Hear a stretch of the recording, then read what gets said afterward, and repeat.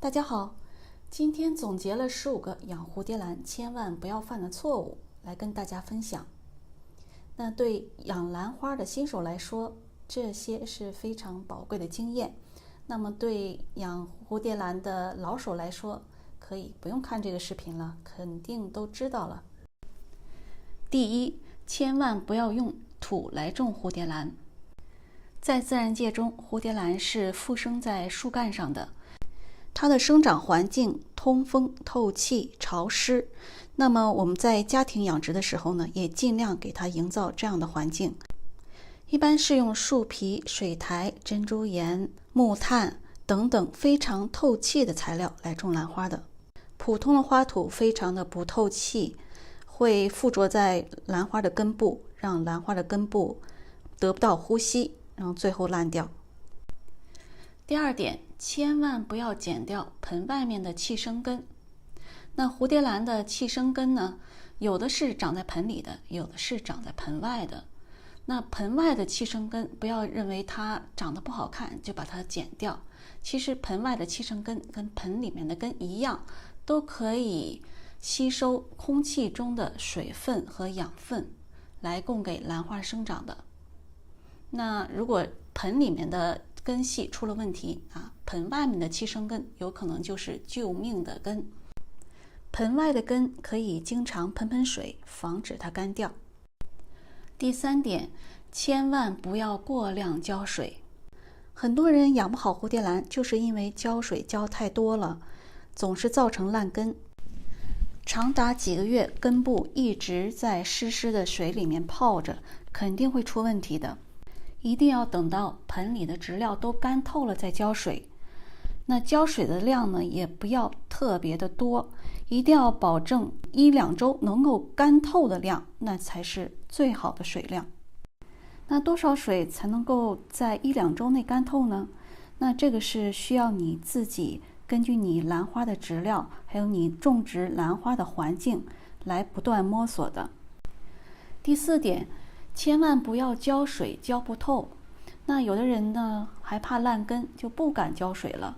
那只是在表面喷一喷水，那时间长了以后，盆底的一些根都变干了，而且吸不到水，造成叶子发软发皱。那如果根系是好的，叶子还是发软的话，肯定是兰花缺水了。那你要浇水的时候一定要浇透，让所有的根部都能接触到水。第五点，千万不要放在不通风的地方。不通风，病菌就会滋生的非常快，并且盆里的植料也不容易干透，会容易烂根。最好放在可以开窗的房间或者阳台。那如果开不了窗的话，也可以吹吹风扇，每天小风吹1个小时就可以。第六点，千万不要暴晒。那蝴蝶兰的叶子是非常怕高温的，高温天气下，叶子1-2个小时就能晒伤。蝴蝶兰在明亮的散射光下就可以长得很好。那如果能够放在东侧的窗户旁，让它接受早晨的阳光，那就更好了。第七，千万不要经常换盆。其实换盆这个动作对兰花来说伤害是非常大的。如果烂根不严重，植料还很新鲜的话，就不需要换盆。通常2-3年才换盆一次。如果盆里只有少量的烂根，那也是非常正常的。那一般平常在浇水的时候，很多烂掉的一些杂质就会被冲出去了，所以不用太担心少量烂根的情况。经常换盆会打扰兰花的生长，你会发现有时候换完盆以后，兰花的叶子就不再生长了，或者是越长越小。第八，千万不要给蝴蝶兰经常换摆放的地方，特别是不要改变开着花的蝴蝶兰的位置。从一个位置到另外一个位置，湿度、温度有可能都会有变化，那这样对兰花来说就是一个打扰，特别是对开着花的兰花来说，它有可能会掉花或者是消花苞。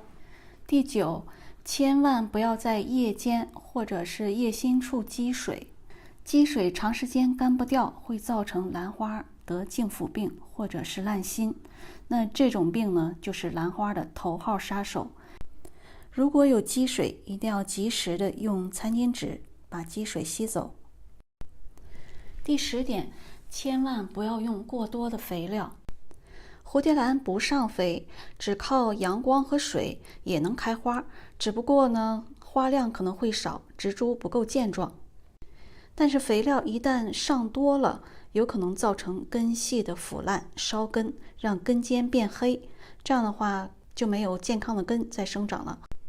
尽量做到薄肥勤施，就是每次施肥的时候只施一点，比如说我用的就是1/2或者1/3，说明比例的量。每次浇水的时候加一点肥料，尽量要用兰花的专用肥，因为兰花的肥料有可能跟你其他植物的肥料比例不同。第11点，千万不要把新买来的兰花和你其他的兰花放在一起。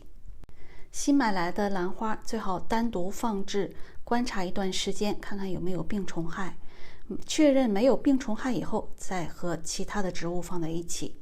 我是吃过这样的亏的，新买的兰花有了介壳虫，结果很多兰花也都传染了介壳虫。第12点，千万不要共用浇花的水。很多病虫害都是因为共用浇花的水来传染的。浇完一盆花以后呢，把水收集起来，再用新的水浇另外一棵兰花。收集的水可以用作其他用途吗？也不会浪费掉。第13点，千万不要用过大的花盆。花盆过大，植料不容易干透，会容易造成烂根。根据根系的多少来选择多大的花盆。那根系少的呢，用小花盆；根系多的用大花盆。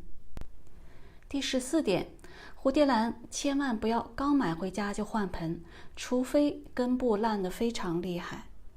新买回来的兰花由于环境的改变，就会容易造成消苞掉花。那如果你再对它进行换盆的动作，那对它就是2次伤害，那么掉花消苞就会更加厉害。